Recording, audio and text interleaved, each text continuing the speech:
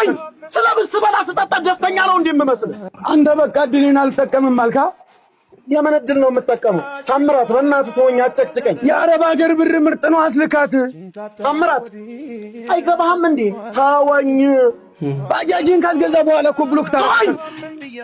ታምራት ስለብስ በላ ስጠጣ ደስተኛ ነው እንደምመስል ትሰማኛለህ እህት ነበረችን ብቸኛ ለቤቱ ችግር ሲደቁሰን ሲከብደን ይወጡ ስደት የመረጠች ትምርቷንም ብለው ይቀር ምን አባቱ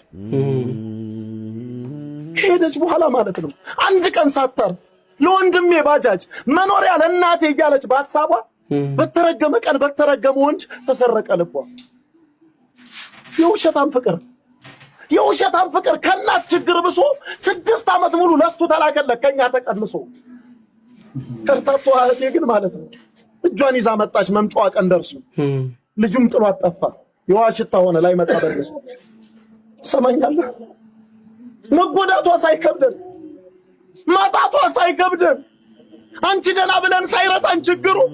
በእኛ ላይ ጨክና በ15 ብር ገመድ ሄደች ወደ ጊዜ አስመንጂ የሰው ላም መብላት እኮ አያስብልም ዝና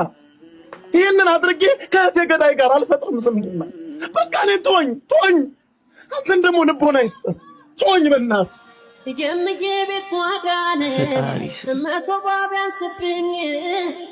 ሞናላት ብይነ በአጭር ደቂቃ ጭንቅላት ላለው ሰው መማር ለሚችል ሰው የቀረበች ትንሽዬ ድራማ አይደል ጥበብ የገሃዱ ዓለም ነጸብራቅ የሚባለው ይሄ ነው ቤትህ ቁጭ ብለህ ቻት እያደረክ ገንዘብ የምትለቃቀም ከሆነ እውነቱን ልንገርህ ዘብለለ ተመርመራው ሴቱ ያረግም እኮ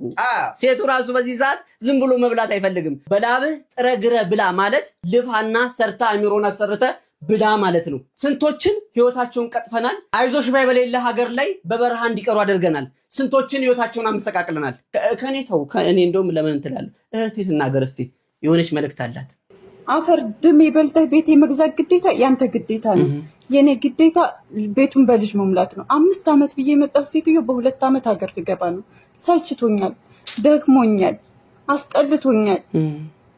አረ ወንዶች በህግ አምላክ ራሳችሁን ቻሉልን እንደው ቻሉ በሞቴ እንደው ያንቺን አይነት ልብ እንደው ለእህቶቻችን ለሁሉም በሰጠ ግዴታ ሲሆንበት እዚህ ተጋድሞ የሚበላው